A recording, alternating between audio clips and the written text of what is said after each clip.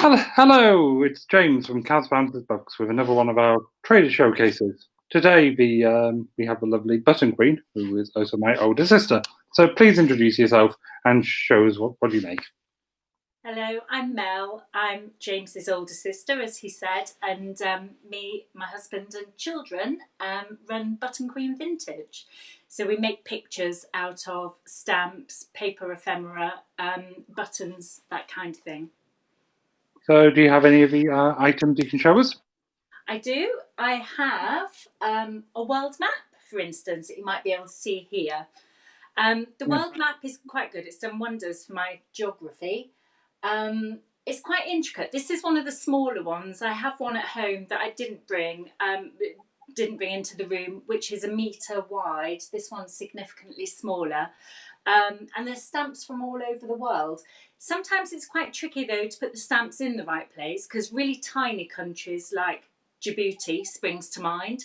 Um, have massive stamps that are really difficult to place accurately. So we have to be quite careful and use a little bit of our own interpretation on that one. My favourite stamps are Mongolian ones, and there's a beautiful one on here of one of the Mongolian horse, the eagle hunters, which is fabulous.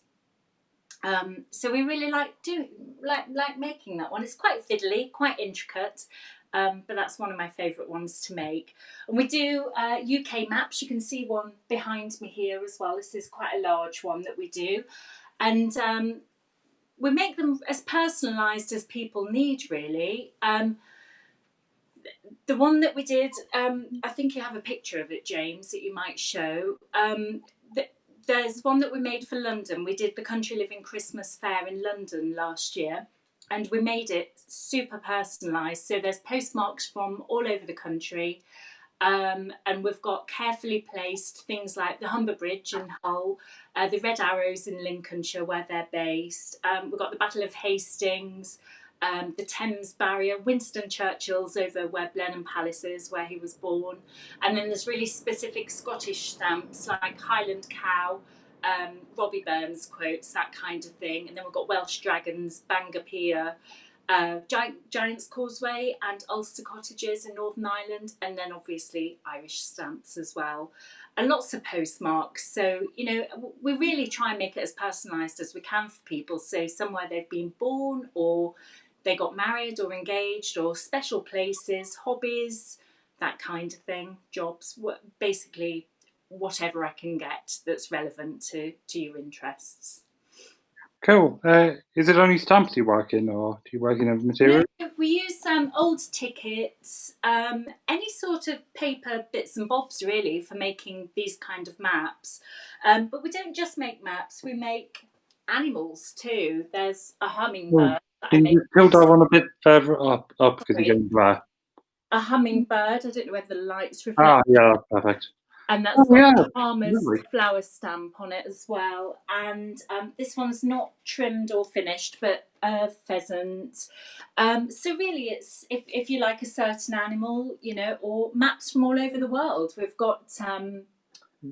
USA. We have. I did a couple of London, which were really popular when we went to London. You can see that one there is Yeah. quite blue, and Japan. I like doing Japan. It's lovely. It's Yeah, full of islands. But we also do, and where it all started was making things out of buttons. So we have clap for your NHS. We have the rainbow there, which was made out of buttons. So something a little bit different.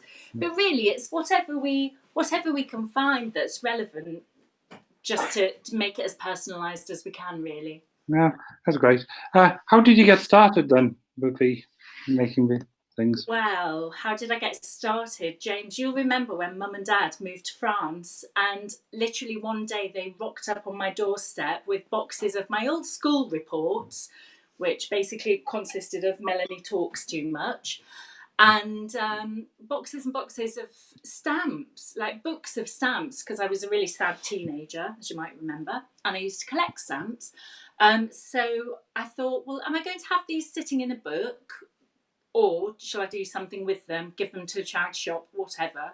And I made a UK map out of them.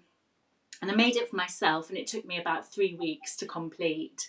And I was really proud of it. But looking back, it was quite rubbish. So I've got better and quicker over the few years that I've been doing it. No, that's great.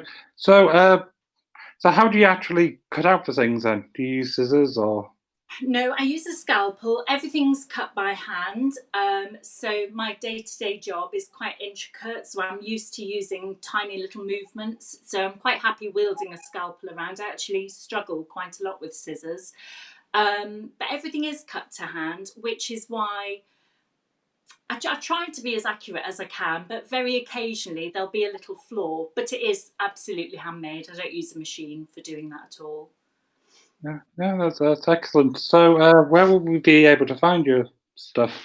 I'm on Facebook, Button Queen Vintage, Instagram, same. And I've got a brand new website launching today where you'll be able to buy products, see past commissions, and just have a look at what we're up to. And that's Button Queen Vintage, all one word, .co.uk. I'll be having a special 10% for the whole of June. There'll be 10% off everything on the website. Oh, excellent. Anyway, well, thank you very much for your time, and we'll Yeah. press this up on the Thank you. internet. Thanks a lot. Bye. Bye.